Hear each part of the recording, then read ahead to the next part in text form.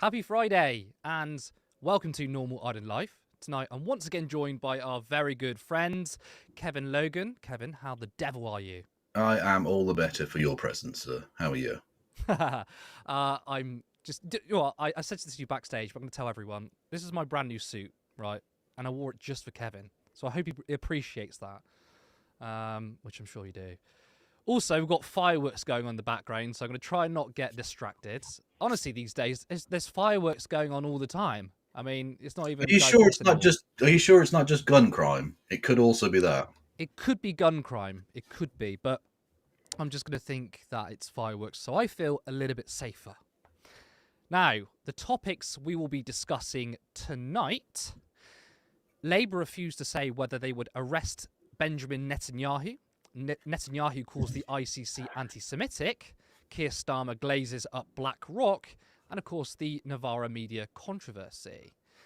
As always, keep those comments coming in. About halfway through, we'll be reading them out. And if you haven't already, hit that like button. The algorithm loves it. And we have to do what the algorithm says. Now, on to our first story. Keir Starmer has refused to say whether the UK would follow the obligations of the ICC and arrest Benjamin Netanyahu if he were to come to our country. Now, a government spokesperson has said they do respect the ICC's decision. Downing Street said the government respected the independence of the ICC after the warrants were issued for Benjamin Netanyahu and Yoav Gallant. The Prime Minister's official spokesman said the court based in The Hague was the primary international institution for investigating and prosecuting the most serious crimes of international concern. A domestic court process would be required before Mr. Netanyahu faced arrest if he set foot in the UK. Now, as you've just heard in the article, it states that there needs to be a court process in the UK to decide whether the UK should arrest Netanyahu should he come here.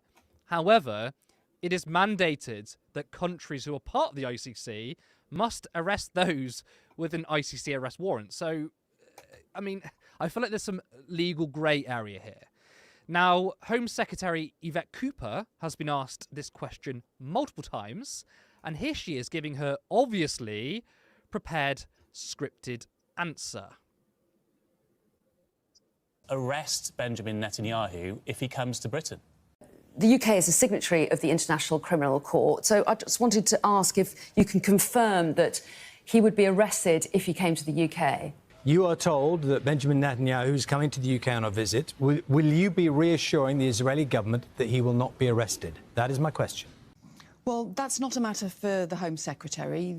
Well, that's not a matter for me as Home Secretary. Well, that's not a matter for the Home Secretary. There are proper processes that need to be followed, and therefore it wouldn't be appropriate for me to comment on those. There are legal processes and government processes that need to be followed, and they need to be done in the proper way. And that's why it would not be appropriate for me as Home Secretary to comment on speculative processes. It wouldn't be appropriate for me to comment as the Home Secretary on speculative cases, because it's important that legal processes and government processes, including Foreign Office processes and so on, have to be followed. There are important processes that need to be followed, and that's why it wouldn't be appropriate for me as the Home Secretary to comment on individual cases. There are proper legal processes and government processes that have to be followed, and it would just be wrong for me as Home Secretary to comment. Now, I've got some people in the chat saying there's issues with my audio. I've turned up my volume, so can I just get a quick mic check from people? How am I sounding? You're okay at my end, for what it's worth. Yeah, Mr. Producer, how am I sounding? Okay, well, we carry on. Now, I would have thought it was very much the business of the Home Secretary, so it's clearly a highly scripted, thought out. I say thought out, not really thought out, but it's a silly response.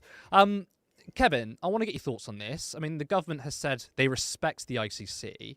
Having said that, they won't follow through with the obvious obligation the UK has, which is to arrest Netanyahu and Yoav Gallant if they were to come here. So, in your view, is this tacit support for Netanyahu whilst pretending to care about international law? Yeah, it's not wanting to offend their paymasters in Washington, basically, the people who actually set British foreign policy, unfortunately, at the Pentagon.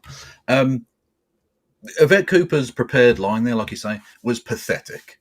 You are the Home Secretary, and as a person appearing on the media, you are a representative of the entire government. So, for instance, if the Agriculture Minister is there and they ask about the government's position on something not agriculture related, they are still allowed to answer because they are there as the representative of the British government. So, a cop out is to say, "Oh, I can't comment on this because it doesn't come under my brief." A, yes, it does, and B, you're representing the government.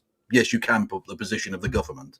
If the government doesn't have a position, you can also say that, although that would be a bit weird and mental. But anyway, by the by. So it's just, she's just lying. It's just palpable nonsense. The British government, as signatories to the ICC, have to arrest if they are to follow their international law obligations, as they keep banging on about in regards to Russia and Ukraine, and we'll get onto that in a second, I'm sure.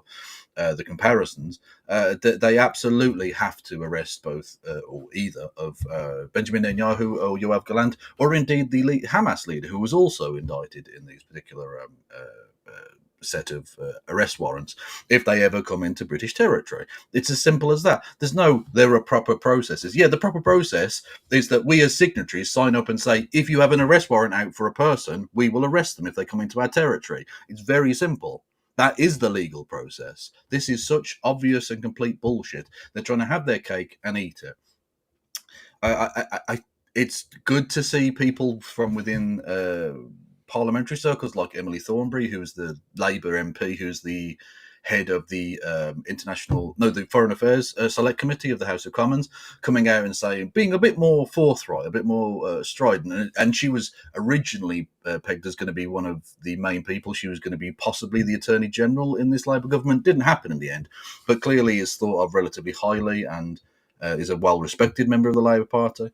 So her coming out and being far more strident about this and saying basically the UK has to, agree to this or has to abide by this is important. But it does appear that they're hedging their bets in a way that is really very unfortunate.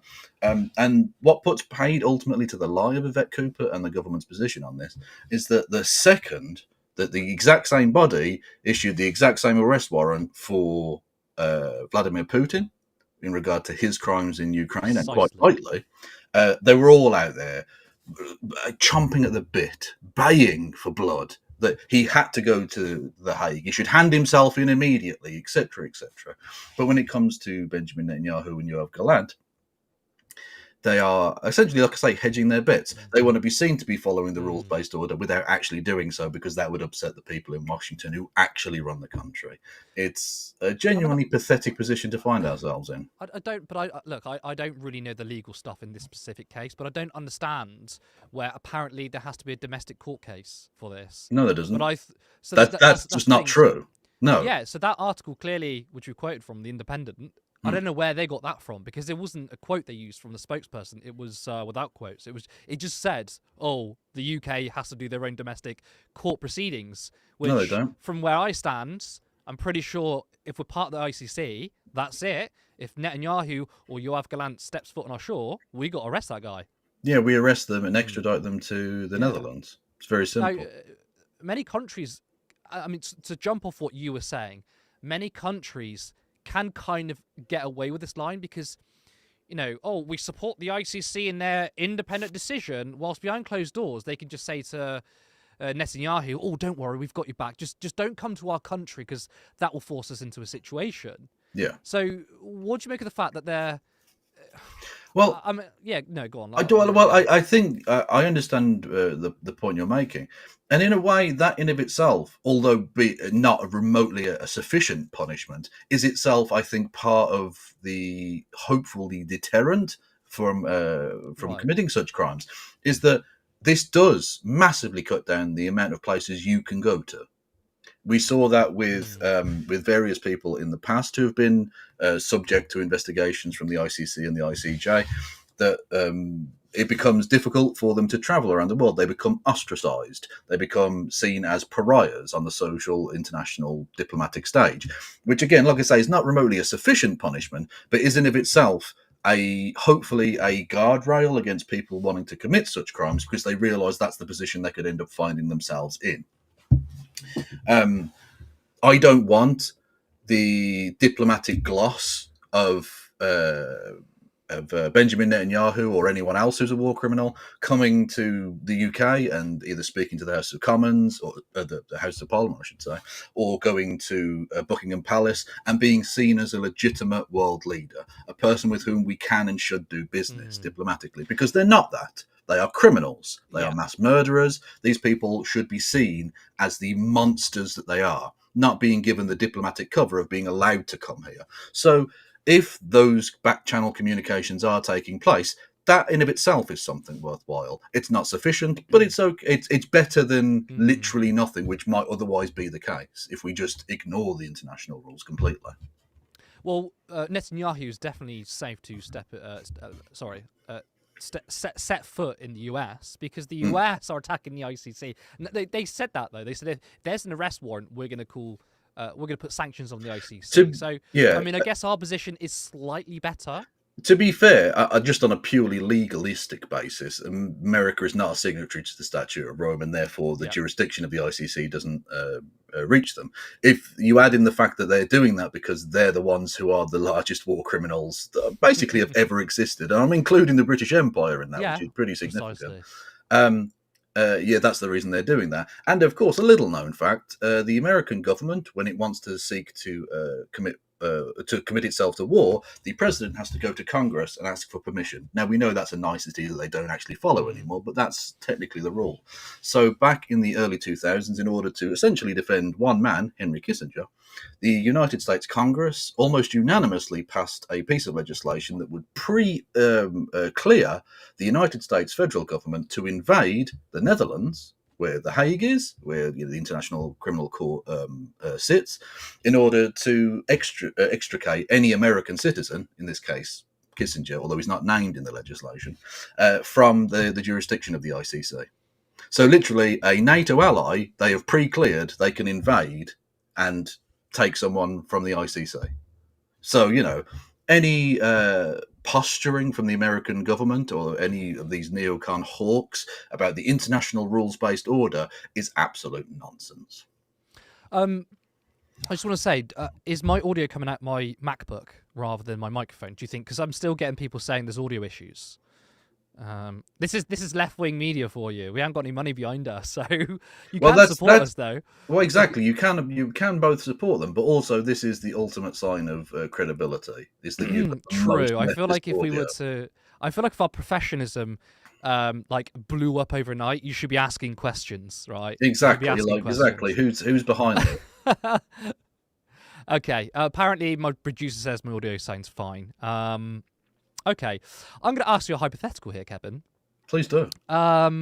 If Netanyahu does decide to come to the UK, what do you think the Labour Party are going to do? Are they going to try and come up with an excuse, or are they going to... I mean, there's not much they can do. They said they respect the ICC's decision or their autonomy. Well, Netanyahu comes over here. What do you think?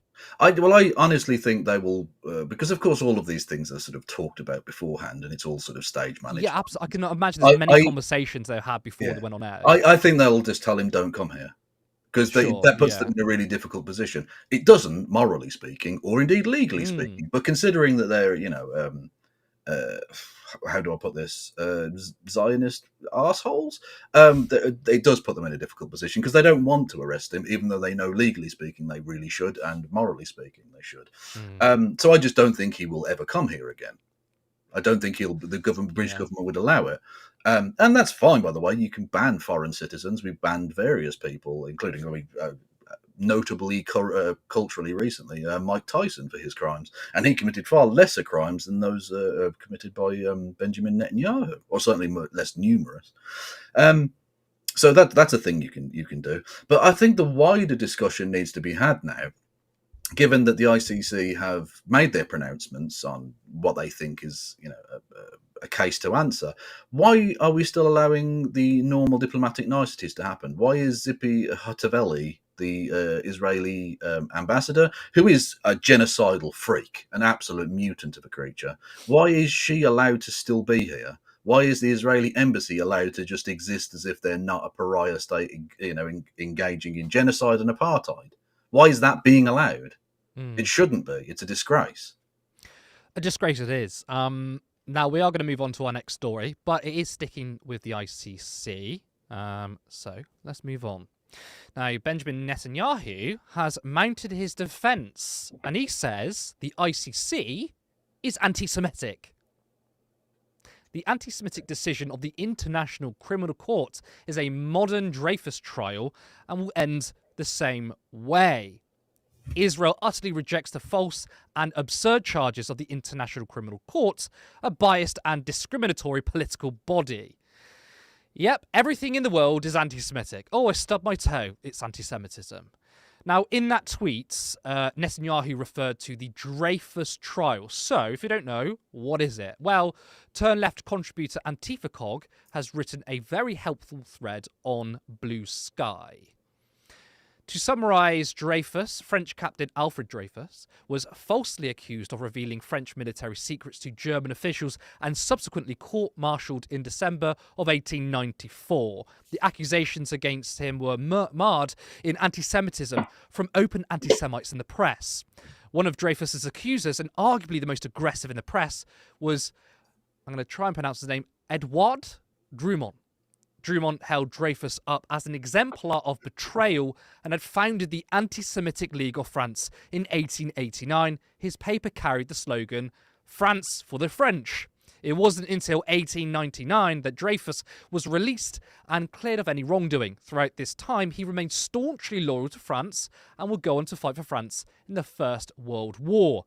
The military, however, wouldn't admit his innocence until 1995. So what can we draw from that thread is that Dreyfus was wrongly accused because he was Jewish, and due to anti-Semitism, there were trumped-up charges. Now, Benjamin Netanyahu was trying to fool us, right? He's saying that, well, because he's Jewish and that Israel is the only Jewish state, therefore, this is straight-up anti-Semitism. This is dangerous, as he's in effect saying that no Jewish person can ever do wrong. Whilst Dreyfus was on the receiving end of anti-Semitism, Netanyahu is being held to account for simply being a genocidal monster.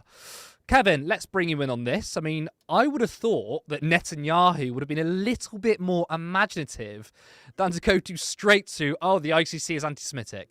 I want to get your response. I don't credit him with any level of imagination whatsoever. He's just a monster. Yeah. I posed the question the other day, and I'll repeat it now. Is there any organisation in human history that's done more to undermine the seriousness of the accusation of anti-Semitism than the Israeli government? I can't think of one.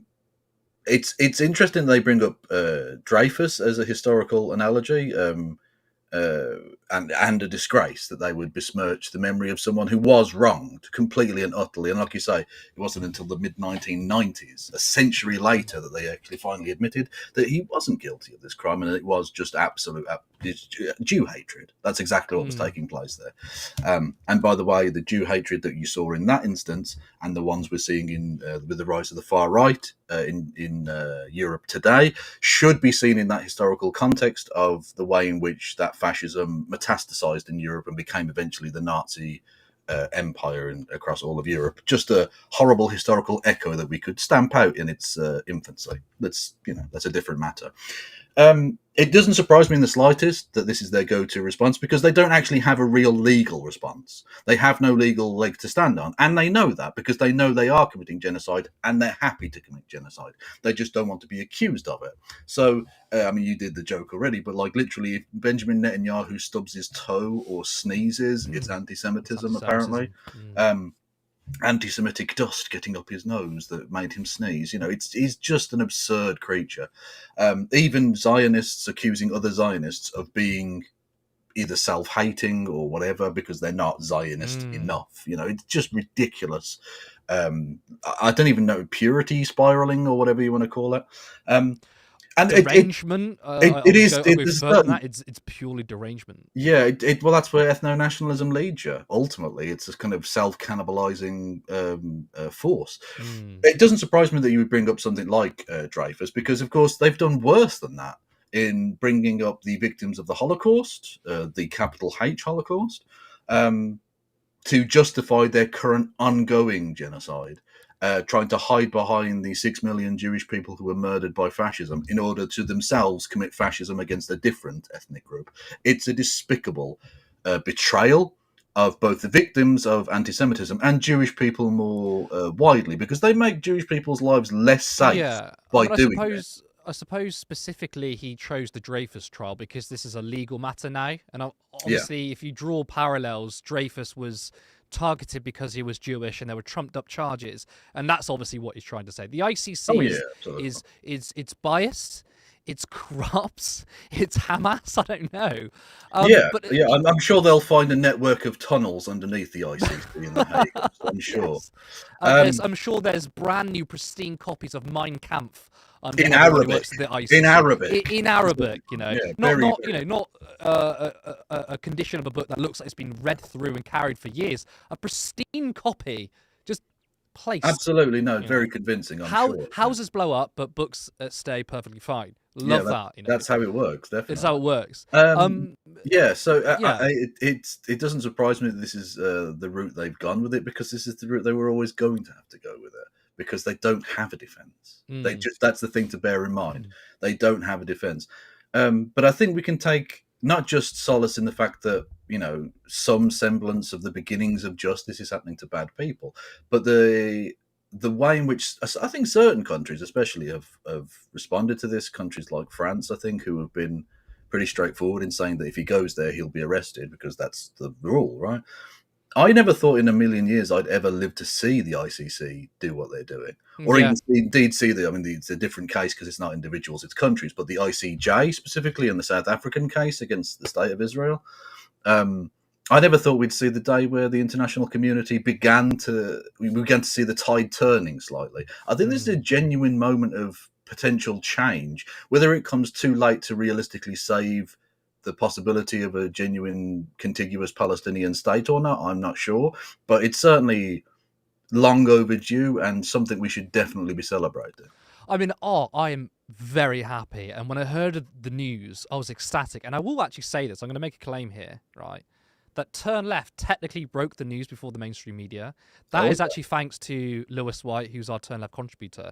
We've got a group chat going with all our news, and he posted it in there, and we went, what? And we instantly we went to the ICC for the actual source, and we shared it, and then mainstream outlets picked it up. Obviously, the fact that we only have like 4,000 followers on Twitter, it got like 10 likes. Obviously, not expecting credit or anything. That would be absurd. But just shows that a bunch of people who care about the issues, who don't get paid for it, can do some good work there. Well, I am giving you credit. And honestly, I'll take that. Thank you. Considering the good work you do and how shit the British media is, I'll give you all the credit in the world, because even you just sat on here, you know, chatting poop with me is a significantly better contribution to the overall understanding of the topic than the paid Zionist lies that you'll just see replete throughout the media. I agree. I mean, we can have our worst conversation, and it's significantly higher quality than the shit you see on here in the mainstream media. It's why we do what we do. Now, Netanyahu isn't the only person saying that this is anti-Semitic. I mean, I've seen a bunch of Zionists online say this is anti-Semitism. I've seen people call Bernie Sanders a self-hating Jew for proposing a bill to stop arms sales to Israel. Now, Bernie lost family in the Holocaust. Now, anti-Semitism mainly comes from the far right, but I'm sorry, but I think there is rampant anti-Semitism from Zionists. It's a boy who cried wolf. That's just another example of the far right. I don't see them as different. Well, you know what? That's a very good point. It is a good point, because obviously when you speak to Zionists and you find out their politics, it's not like they're liberal or left-wing and then suddenly pro-Israel. So to be fair, it's all one of the same. So you kind of corrected me there, which makes a lot more sense. Now, I was going to say it's a boy who cried wolf, though, because unfortunately people aren't buying in it. that really worries me, because less and less people are going to take genuine cases of anti-Semitism seriously. This is what I mean when I say that they make the Israeli government make Jewish people's lives more difficult and more dangerous around the world. This is precisely why. There is a genuine uptick in anti-Semitic hate crimes and anti-Semitic opinions in various parts of the world, unfortunately. And people won't take that threat as seriously because they will see the obviously spurious bullshit claims of anti-Semitism being made by the Israeli government. And then when they see other accusations of genuine, actual anti-Semitism, they'll just go, well, that's just the same as the bullshit Benjamin Netanyahu was saying. So they won't take it seriously, which just gives further cover to the rise of fascist, neo-Nazi, white extremist groups to do what they're doing. It's just, honestly, they are not just themselves bad as like people or whatever, but they specifically the Israeli government is unbelievably bad for Jewish people, and as we've seen, quite anti-Semitic. Whether it's the Hasidic Jewish population of Israel, who have been pretty steadfast in their opposition to the current ongoing genocide and have been beaten repeatedly and arrested and harassed by the Israeli forces, or whether it's Jewish people outside of Israel who dare to speak up in any way, like you say with Bernie Sanders, they get accused of being self-hating Jews, which is an appallingly anti-Semitic thing to say about a person who was a very proud Jewish man who, like you say, had family that were slaughtered in the Holocaust and has been generally actually relatively supportive of Israel over the years, but has obviously seen that this current situation is absolutely untenable and has tried to do even the slightest to just try and stop the slaughter from happening. And he gets anti-Semitic abuse from people who will say that anything else against them is itself anti-Semitic. It's ridiculous. Every accusation is a confession. I love that line so much. I've deployed it so many times. I tell you what, the last 2 years, that's like my favorite phrase. Every accusation is a confession. Now, you made this point earlier, but I want to bring it up, which is the lack of consistency. You know, so many Western leaders backed the ICC when the ICC issued an arrest warrant to Putin. I mean, Starmer was pretty unequivocal in his statement when it came to him. And this is what he said. I welcome the International Criminal Court's decision to open war crime cases against Vladimir Putin and other senior Russian figures for their barbaric actions in Ukraine. Today's announcement sends an important message. There will be no hiding place for Putin and his cronies, and the world is determined to make them pay for what they have done. I have seen firsthand the destruction and devastation waged on the brave people of Ukraine. These cases are just the tip of the iceberg. One day, Putin will face justice. Until then, the focus of all who believe in Ukraine's liberty and freedom must continue to be on ensuring her victory.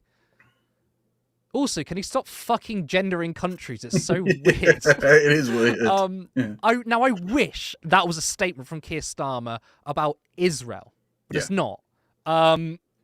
So I want to go back to you on that one. I mean, that was Starmer. Again, many Western leaders echo the same lack of consistency. And look, we know why they are consistent. We know why there is a double standard. The problem is it's only going to intensify the contempt people have for our legal institutions. And I think that is linked to the growing presence of the far right. So, I mean, would you agree with that assessment?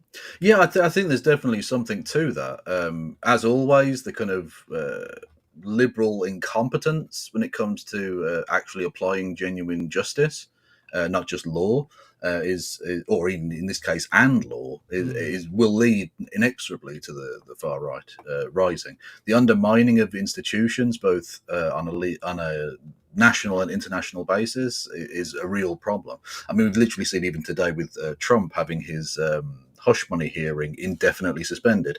Basically, if you're rich enough and powerful enough, justice doesn't exist, and you can get away with whatever you like. And Israel, being essentially the foreign arm of the United States in the Middle East, are allowed to essentially get away with whatever they like. We saw, for instance, this week, literally a day before the ICC gave these arrest warrants out, the United States being the only country on the Security Council of the United Nations to veto a resolution calling for a ceasefire. There's no reason for Joe Biden to even be doing this. He's not running for election ever again. Why the hell does he need to do this? It's because it's like an ideological thing. He is a Zionist, right? That's why they're doing this. And it just makes a mockery of any actual attempt for a diplomatic solution, because they're not interested in a diplomatic solution. They could have had a diplomatic solution a long time ago. The hostages should and could have been released already. But they're not interested in that because it's not about that. It was never about that. As we've seen, they're literally selling land in both Gaza and the West Bank. It's just the colonial endeavor. It's the Zionist colonial endeavor continuing itself. And that's all that's taking place here. Kevin, you're cooking. You're cooking, and you didn't even leave second gear. I love it. Now, I can't believe this, but we have 335 people concurrently watching on both Twitter and YouTube. We're breaking records. Now, I think our top record was the 12-hour election coverage. I mean, given that was 12 hours long, it was bound to happen. But on our live shows on normal islands, we probably get 50 to 70, on a good day, around 100 concurrent viewers. But on YouTube alone, we're 256. So I want to thank so many people, all you newcomers and all you existing viewers. Thank you. And I feel like it's a really good time to maybe plug ourselves. If you don't know who we are called Turn Left. We are a socialist media organization. If you like what we do and you want to support Turn Left's growth, please share this video, spread the word to your friends and family, and don't forget to subscribe if you haven't already. Now, right now, there are 5 of us working as volunteers. We don't get paid for this. But our goal is one day to make this our full-time work. Now, our Turn Left website is down. Shock. But you can go to patreon.com/turnleftmedia.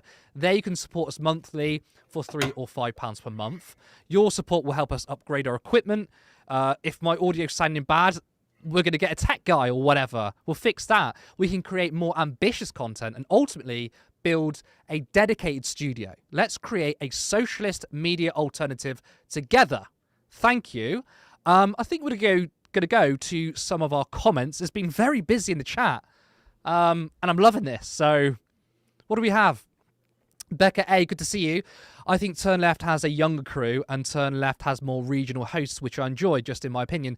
Thank you for saying we're young. I mean, I won't dare ask how old you think I am. You can guess. I won't get offended. I think we're a young crew. I'd say the audio sounds fun, my side. Good to hear. We got called London-centric the other day, right? And I know there's a lot of left-wing outlets that are London-centric. What I will say is, yeah, I'm from the south, right? I've never lived in London. I'm actually from Bristol, but I live in Leeds. We've got another contributor who is from the north, another contributor who lives in the north, and another contributor who lives and was from the north. So we're actually quite northern-centric in a way, and I wouldn't have it any different. Let's go to another one. FSM is the dog. You are the dog. I would never do that again. Sorry, I think it's the boy band jacket that's got me doing that. Starmer knows he's guilty too. Oh, of course he does. Oh, of course. They all know they're guilty. Would you see them act this way? It's mad to me that he's a former human rights lawyer. Like former human rights lawyer. He knows exactly what's going on with this, and yet he's prepared to. I mean, so that he can institute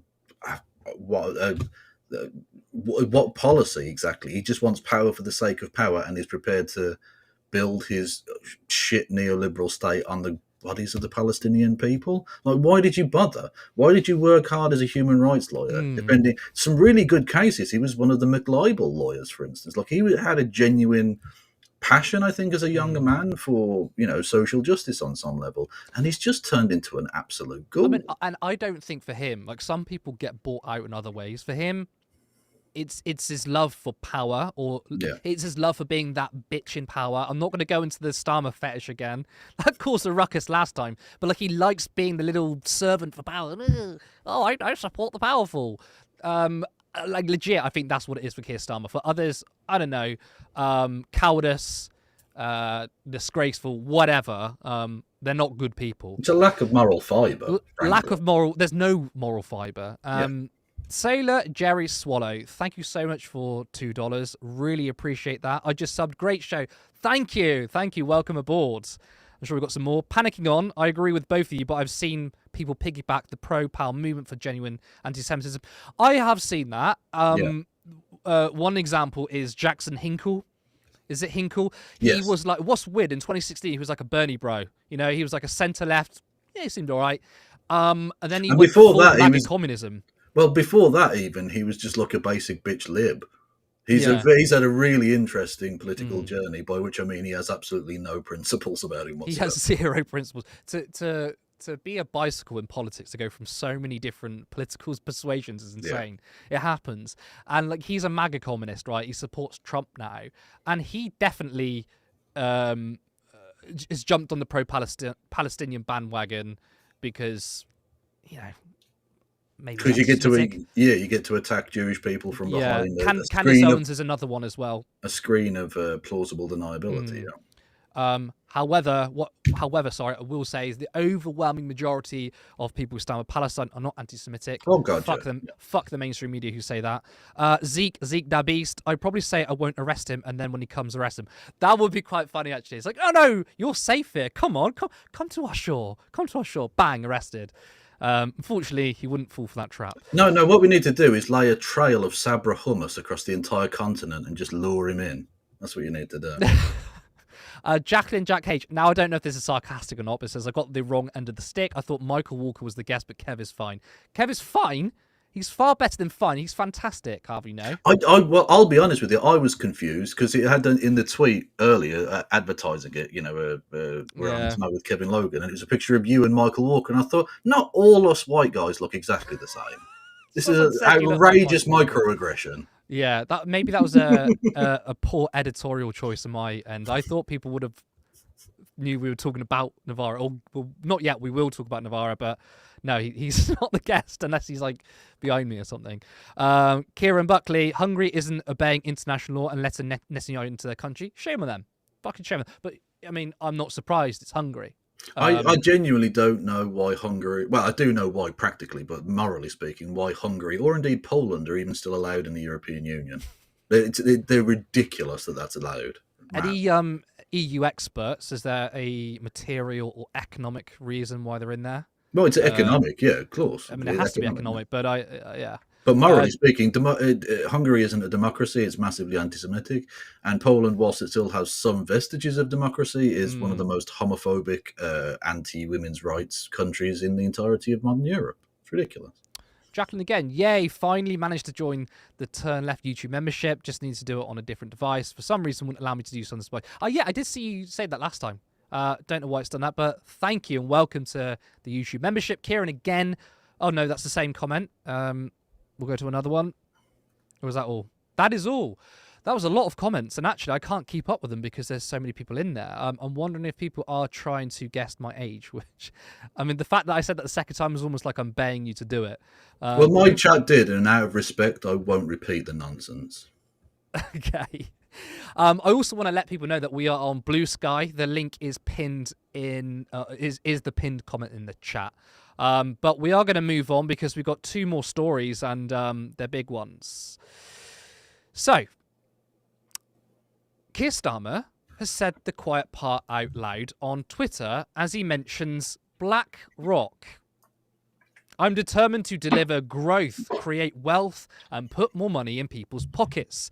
This can only be achieved by working in partnership with leading businesses like BlackRock to capitalise on the UK's position as a world-leading hub for investment. I mean, BlackRock is the biggest asset management company in the world. As the world's largest asset manager with around 10 trillion under management, BlackRock is among the most powerful financial institutions on the planet. To many, it is also the most evil because it continues to pump billions into fossil fuels and arms companies, and its reach extends into almost every aspect of the economy and society. Now, all large companies, by way of maximizing profit, it leads to evil outcomes. But BlackRock is comically villainous. I mean, they have their hands everywhere. They want to literally own everything. And politicians are carving up our public assets and handing it to them on a plate. As you know, we also share the government's view that infrastructure investment can play a critical role in improving economic growth and productivity. We believe infrastructure is poised to become one of the fastest growing segments in private markets globally. As our chairman and CEO Larry Fink has recently written, private capital market financing combined with policy pragmatism are necessary to meet countries' infrastructure needs and thereby enhance economic growth and productivity. So that paragraph there outlines the role of privatisation. Now, infrastructure, according to them, should be a market rather than being funded by the public. Kevin, what is Starmer doing? I mean, these are the sorts of things you keep quiet about, yet this man is so out of touch. He thinks celebrating BlackRock is supposed to go down well with people. Yeah, well, I think we found out who they're selling the NHS to. It's this BlackRock, clearly. The decision has been made. Wes Streeting has found his buyer of choice, and he's going to sell off the UK's assets to BlackRock, obviously. Yeah, Keir Starmer, once again, his famous political nous for not reading the room in any way whatsoever. Nobody likes BlackRock. Nobody. They are the absolute touchstone for moral bankruptcy. And just awful business practices, and yet they're the company that they pray in aid of. Like, what the hell are you doing? It's like he wants to lose the next election, or indeed become so unpopular that they oust him and he never gets to fight that next election. I don't know. He's genuinely one of the most incompetent twats I've ever seen. He's an embarrassment. Again, it's very telling that literally the day before this tweet came out, a group combining the Friends of the Earth and a conglomeration of indigenous peoples of the Amazon put I read about that in a recent Canary article that's put up today. Yeah, they put a complaint into the OECD about the business practices of BlackRock, saying that they were committing crimes against humanity. They were investing massively in deforestation, which is illegal, of the Amazon jungle. As well as any number of other things. They are involved in human rights atrocities on basically every continent except Antarctica, although I don't know if they're going after the penguins at some point. It wouldn't surprise me. Yeah, they're awful. If they could privatise penguins, they would. If you could privatise penguins, they absolutely would, yeah. As well as, of course, having $33 billion invested in Israel. So again, just up to their neck in the blood of innocent people, BlackRock. The idea that the supposedly socialist Labour Party and its leader and Prime Minister would pray in aid a company this atrocious just shows you how badly they've betrayed both the origins of the Labour movement and the modern working class. This is an absolute joke. I was just going to say, the party is supposed to represent Labour. The clue is in the name. Yeah. No, the people in the Labour Party should be mortal enemies with companies like BlackRock. Yeah. They should be completely on the opposite side of the class divide. And I think we're never going to get change with Labour if these are the people they cozy up to. Our entire political system is just completely lost to capital, hasn't it? Absolutely. You know, it was, what's the old line about, if you want to know who they oppose, notice which way the guns are pointed. No, he's not literally pointing guns, but the people he's attacking via his government are families with more than 2 children, poor pensioners, things like that. That, you know, he's happy to freeze pensioners whilst at the same time sucking up to BlackRock. Who is he serving here? Because it's not the British people, is it? It's not the British people. It's capital, because Labour are capital Mark II. They're the capital B party. They're the red Tories. There's literally no difference. And there is a much broader issue here. If you look at some of the polling recently, there's seen a massive jump in reform votes because people voted for change. He promised change. Now, if you actually look at the fine detail, you knew he wasn't going to change anything at all. But change was the big slogan. People wanted to get rid of the Tories. They wanted something different. And they're getting continuity Cameronism. It's just George Osborne and David Cameron economics all the way down. And people are sick of it. And so they're prepared to even vote for a fascist gobshite, a little hobgoblin motherfucker like Nigel Farage. They're prepared to go down that route. And that's terrifying because he's an absolute monster. But this is what leads to the far right. We know that's what leads to the far right. If you hollow out the core of a nation and leave them no alternative, in extremis, people will act in extreme ways. I mean, you mentioned earlier, is Starmer trying to lose the election? Right. But I swear to God, right, when I watch him, when I listen to him speak, when I see his decisions, it feels like he is actually trying. Now, I mean, it's what, 3-4 months into this government? Labour has pissed off everyone. Everyone. They've pissed off pensioners. Yeah. They've, as you also mentioned, they refused to scrap the 2-child benefit cap. Now, even though I support the policy of increasing or ending a tax break on rich farmland owners, they've pissed them off because I don't think they're offering any retail policies. Like they're saying we're going to make the hard decisions, but they're not then saying, but we're also doing this. And I think that leads to wide discontent. Yeah. You know, all right, yes, they're making decisions that are going to annoy farmers or farmland owners. All right, that's a political calculation they've made, one I largely support. But if they're not going to turn around and say, by the way, though, we're going to use that money, put billions into the NHS and our public services, get rid of the private profiteers, people might go, well, that kind of makes sense. But they're pissing everyone off, and it feels like they're trying to lose the election. It And really does. Keir Starmer bringing up BlackRock just plainly on Twitter when it's kind of be, it's not a secret. We know about the company, but politicians are supposed to pretend they're not in cahoots with them. And he's just tweeting, oh, BlackRock are fantastic, aren't they? I'm like, yeah, it's interesting who they're there's no making. political nous. Well, I get, the ability of the Morgan McSweeney Labour Party is just ridiculous. They literally couldn't read the room if they tried, and they're not even really trying for the most part because they don't think they need to. They've managed to skate by and win a massive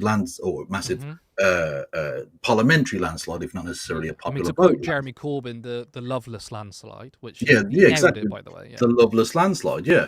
But by not having to do virtually anything, and they've continued to govern as they were in opposition with slogans, with mealy-mouthed nonsense.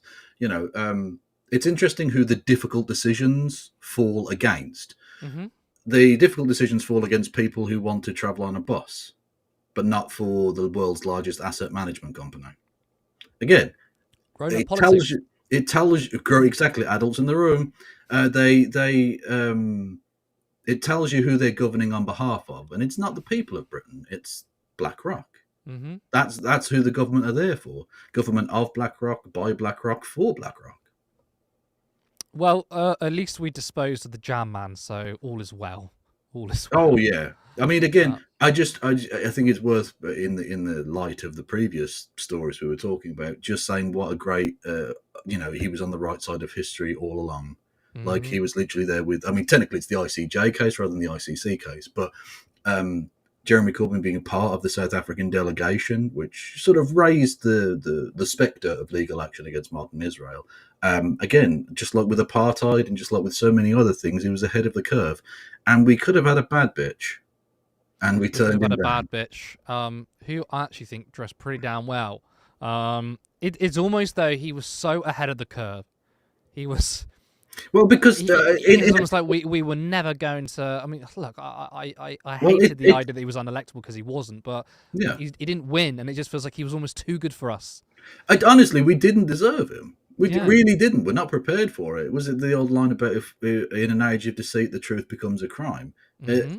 He exists in a Westminster world that is ruled by crooks, gangsters, criminals, and he stands out as a paragon of just decency. He's not. I'm not saying he's a fucking like an angel or perfect or anything like that, but just a decent human being who actually gave a shit about the nation and wanted it to be better for the people. And that's he supports Arsenal, so he can't be a he can't be an angel. Well, that is clearly true. Well, yeah, but I mean, so does Keir Starmer, but one of them takes tickets from big business, and one of them sits in the stands. Yeah, true. One of them is actually a real football supporter. Yeah. Now, before we move on to our final segment, I can't believe this. I mean, we've got 441 concurrent viewers across Twitter and Facebook. Not there, and YouTube, and we've got 348 people watching on YouTube. This is now our highest ever. It's higher than our 12-hour election coverage. Of course, I do feel like the last story has a lot to do with it. But I still want to thank everyone who's joined. If you're new to here, we're a socialist media organisation. We're a bunch of volunteers, but hopefully one day we can change that so we get paid for our work and we actually can go live every day, not just three or four times a week.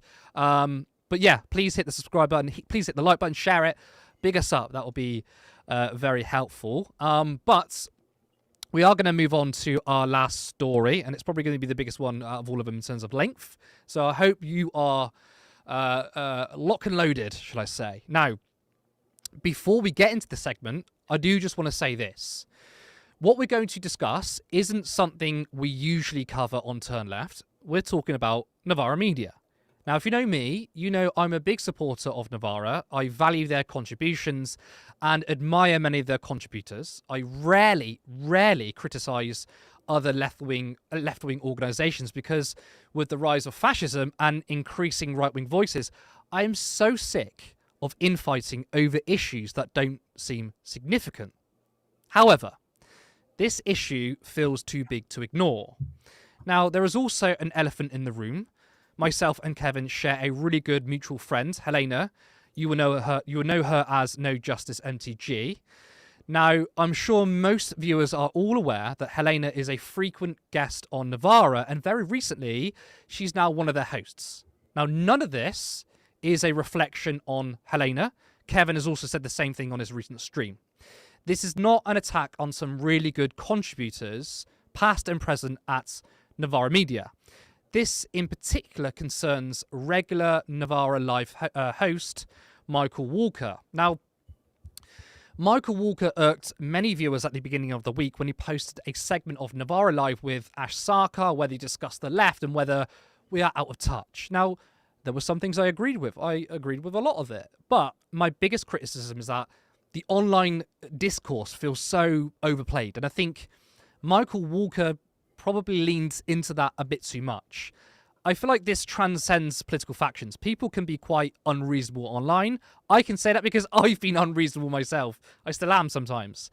You don't get to fully convey your emotions, so you often misconstrue what people are trying to say through text. Plus, there's a character limit. So it's not a real place for nuanced discussion. It just becomes clapping back at people. Now, when you base much of your opinion on social media activity, then yeah, online leftists can come across as purists. Over the years, there has been a fair bit of criticism of Novara. Some fair, some probably not. Now, I've seen people call Aaron Bastani and Michael Walker centrists, and if you ask me, I don't really care about that stuff. That's not something I want to get involved with. Well, that's going to change. Only for today, maybe. This week, Michael wrote a tweet which has caused a big controversy. Well, I feel that it can't be ignored. So Michael Walker made a tweet in response to other people, and I'm going to read their responses or their initial tweets first. I want to say clearly that Michael Walker lumping left-wing fringe ideas on gender into his arguments is revolting and also telling. It is the radical TERF transphobes that are consistently shown to be the fringe, while polling repeatedly bears that the public are largely unfussed. I forgot who it was, but I'm pretty sure a prominent TERF recently went on record saying the whole fairness in sports thing is literally just a tactical wedge that they found worked on uncritical liberals. He's just falling for that. Yeah, lots of people in media pretend not to understand things. He is not one of them. This was Michael's response. The reason the fairness in sports thing is a successful tactical wedge is because it's where TERFs have a point. TERFs also have a bunch of fringe and unpleasant ideas which should see them isolated, but they get a free pass because anyone sympathetic to trans rights but who thinks there could be some conflict between trans rights and women's rights in certain domains is labelled a revolting TERF and never wants to speak on the issue again. Now, I, for one, think that TERFs do not ever have a point. Many of us on the left don't see a conflict between trans rights and women's rights. In fact, that idea is peddled from the right wing. It is a transphobic trope. We also know that trans women are not dominating any sport, so it's clearly, again, a talking point from the right, which we shouldn't, I repeat, shouldn't capitulate on. Now, this wasn't the original tweet. Michael actually wrote something else before deleting. The reason the fairness in sports thing is a successful tactical wedge is because it's where TERFs have a point. TERFs also have a bunch of fringe and unpleasant ideas which should see them isolated, but they get a free pass because anyone sympathetic to trans rights but not fully signed up to the entire menu of trans rights activist doctrine gets labelled a revolting TERF and never wants to speak on the issue again. Now, the use of the phrase trans rights activist doctrine to me is stepping way over the mark. That is a classic transphobic term. This is shocking because trans, non-binary and queer people are not an ideology. They're just people. I mean, the right has tried to frame trans rights as an ideology, and using a phrase like TRA doctrine plays into that harmful narrative. Now, even though Michael deleted the tweet, the fact that he typed it and posted it makes me think this is a really big problem. Now, we wouldn't say that gay people are an ideology and that being standing up for gay people too much buys into the gay rights doctrine. No one would say that. They wouldn't say it with black people. They wouldn't say it with Jewish people. So why is it okay for trans people? Kevin, there is much to discuss here. I want to start off by just getting your reaction. As to the initial discussion between Michael and Ash, I actually thought there were some good points raised. I thought it was a worthwhile discussion to have, even if with the bits that I disagreed with. I think it's good that we talk about these things and keep ourselves in check because, there are things we believe that aren't necessarily easy to understand and that we don't always communicate them very well. So we don't want to find ourselves drifting from working class opinion in some kind of crazy, purity spiraling way. Of course not. And so I think that's a perfectly worthwhile discussion to have. I think his conflation of, over concentration on gender issues as opposed to working class issues or whatever is to betray an underlying problem I think he has, which we'll get to with the tweet in a second.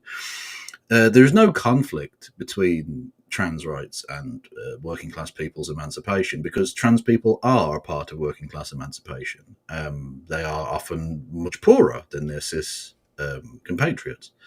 So it's not a matter in the same way that women are generally poorer, and so therefore feminism is not at odds with working class emancipation. It's a clearly ridiculous notion. But of course, in terms of the way we talk about things, that's always up for debate to one extent or another. What I cannot abide is bigotry. And that's unfortunately what I think we saw from Michael. I don't want to have to say that because it hurts me to say that. I think Michael's made some interesting contributions to some real topics, and I think Novara Media is a genuinely worthwhile force that unfortunately I'm not entirely comfortable supporting going forward, I have to say. Michael's use of, as you say, TRA doctrine, it sort of echoes the gay agenda type propaganda that we saw during the 80s and 90s. It's the kind of rehashing of TERF bullshit, which I will not fucking tolerate. The fact that that's like in his lexicon is concerning.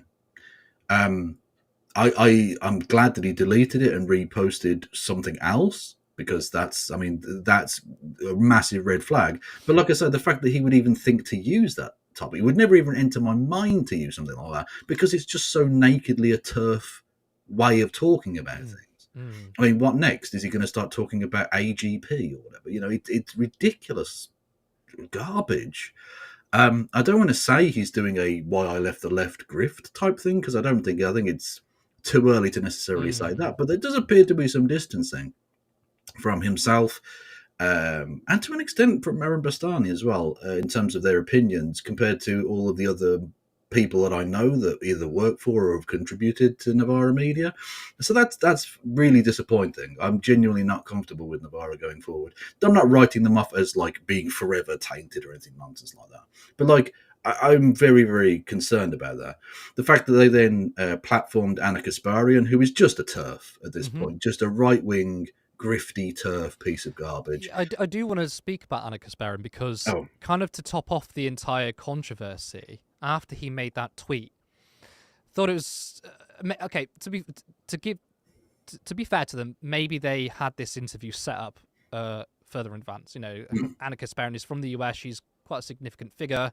Yeah. It might not have been done later on, but still, like, the optics is really bad. He makes a tweet which I think is personally transphobic, and then has Anna Kasparian on. Now, Anna Kasparian is someone who I have very little time for because I feel like she has turned into transphobia, and she blamed a lot of the left for fixating on so-called woke issues. It's what the liberals have gaslit everyone else. I mean, if you look at the election in America, all the liberals saying the Democrats were too woke, they weren't at all. Yeah. But it's these people who are fixating on so-called woke issues. Anna Kasparian made a whole segment because she was uncomfortable with the term birthing person. But not only did she make an entire segment of it, she then attacked people on Twitter who criticised her fairly. And now it's shifted her down this other new rabbit hole. And I watched that interview, and I was disappointed that Michael Walker didn't push back on anything. He was very happy. I was disgusted with it. I was genuinely disgusted. I watched it live, live reacted to it on stream. I was disgusted by it. The idea that a leftist media organization, would have someone on who has been controversial in recent times. I mean, they have been controversial forever, I guess, but like much more so recently with her rightward shift. And to have them on and to have them explain this guff without any real pushback whatsoever, just absurd assertions from Anna Kasparian about the Democrats focusing too much on gender issues, when actually I would argue that Kamala Harris threw trans people under the bus to some extent in order to try and court, social conservatives, which didn't work, obviously, which again is not the lesson that Democrats will learn from this, unfortunately, but there we go. Sorry, just to quickly cut you off, because I just seen a comment and I just want to quickly respond to it. Go for it. Allowed to continue. Chris Marco says, what the hell? Feminism is an ideology. Queer theory is an ideology. Getting so tired of these schisms on the left. Yeah, but we don't say that women are an ideology. So... Yeah. Queer, you could say queerness. I don't think queerness is an ideology. I would say feminism is an ideology because it's about what you want to do in order to improve lives for women. But being trans isn't an ideology. You're just transgender. So I feel like you're getting mixed up here, and actually you're creating a schism on the left where it doesn't need to be. Again, being trans isn't an ideology. That would be tantamount to saying women is an ideology, but you've conflated feminism is an ideology, which I agree with, to trans people being an ideology. So yeah, I just wanted to respond to that. That's absolutely fine. Trans people exist, and actually, to go back to the Michael Walker tweet, when you say that this is an issue where TERFs have a point, do tell me what that point is exactly. I really don't see that there is one. Trans women are women. So if they want to play in sport, they would play in the women's divisions of sport.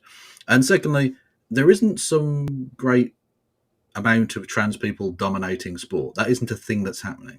Just like the supposed epidemic of trans people raping women in women's prisons isn't actually a thing. Actually, they're much more likely to be sexually assaulted by cis male guards and by cis female inmates. That's what's likely to happen in prisons, and I don't hear you giving a fuck about that. And not Michael Walker, TERFs more broadly, caring about stuff like that. So what exactly is the point that you think that TERFs have here? Because I'm really missing it, if I'm entirely honest with you. I mean, to try and break it apart, I think he's trying to say there could be a conflict between trans women competing in sports and cis women competing in sports. And I have heard that discussion, like good faith discussions among queer people, and they do discuss that. But he kind of then said, and if you question that, you're accused of being a massive TERF. And I was like, but I don't think that's the case. However, I mean, the conversations I've had is that there really isn't a conflict. I mean, if there was a conflict, as I alluded to earlier, you would get trans women just dominating all sports. Exactly, yeah. But that's not happening. So he's giving credit to an idea that shouldn't be there. And I would like for a leftist to say, here's why this issue of the TERFs having a point, here's why they don't have a point, and then this is why. So it sounds like he buys into this idea that there is a conflict between trans women and women. Exactly. Well, that's the thing. That's why you get accused of being a TERF, because you platform a TERF. She says TERFy shit, and you don't push back on it. Like it's the old thing, if there was it 10 Nazis at a table and you go and sit there, you now have 11 Nazis at a table. Like you're not pushing back against that. You've become a part of that. That's the thing. It's so sad to see. It genuinely is, because I like Novara Media, but this is like, again, I just want to ask, like, what point do you think the TERFs have exactly? We know that this is a wedge issue that they try and use. We know that the TERF movement is funded by the very people we are against. It's dark money interests. It's social conservative, religious, or authoritarians, largely from the United States. We know that the LGB Alliance is funded and supported largely by cis people. It's cis straight people. It's so disappointing, because and this is sort of broader than just Michael Walker now, but to anyone either on the left or even liberals who are thinking of like throwing trans people under the bus because they think it's politically expedient to do so, you're not my fucking friend or ally.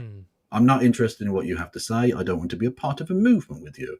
If you're prepared to jettison people on the altar of expedience, then I can't trust that you wouldn't do that with me or you or anyone else. I can't trust you. You have shown yourself to be disreputable, dishonest. I mean, it doesn't even work as a strategy, though. I mean, the right will never go, oh, you're a little bit transphobic, or you said something transphobic. That's all right there. No, they will continue to attack. So giving ground, I think, is not only immoral, but it doesn't work.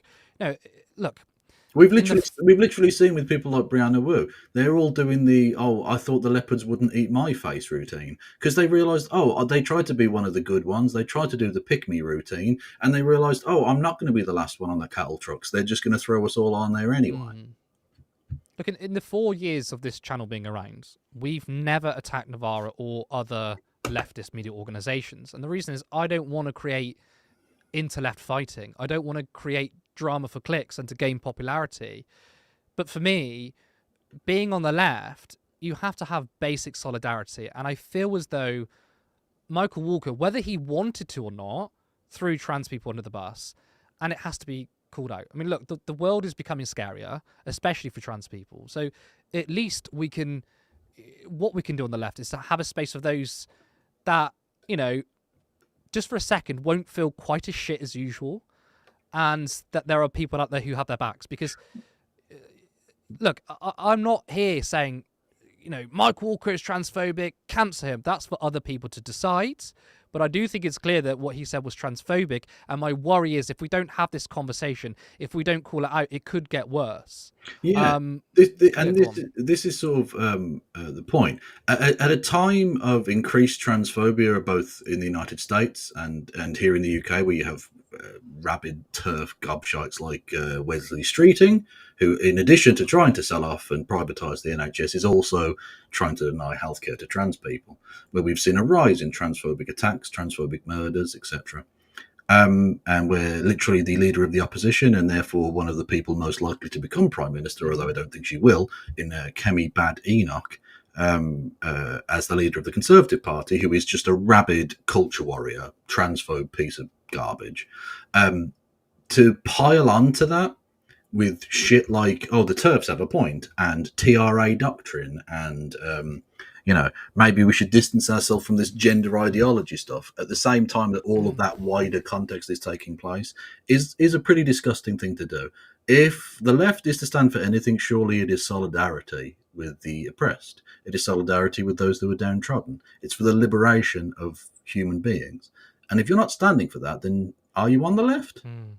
That's something you need to look inside yourself about. There's, the chat is very busy, and there's a wide range of opinions, and that is fine. No one's getting cancelled here if you disagree. By the way, this is why we made this. Say on a broader point, if you do disagree with me, come over to my channel. I'm happy to talk to you about it. That's absolutely. There you go. There's an invitation to debate, but this is why we made this quite a big segment. It's because we didn't want to go, Novara said this, fuck Novara, we're purists. No, I wanted to have a sensible discussion about what transpired. And also, as I've said multiple times, this isn't to try and dunk on Novara and cancel them. I still like Novara Media, and I still very much support a lot of what they do. And I'm sure there might be some Novara Media people in here who've come over, but I just think, I think this thing needs to be called out. It does, and I just from like a business point of view, from Novara Media, like when I did my segment on this and showed the things that Michael had tweeted, I know various people in my chat who literally said that they'd unsubscribed from Novara Media. It's not a long-term business strategy if you're on the left to come out as turfy. It doesn't work. People don't want it. It's not a thing that they're prepared to accept. Yeah.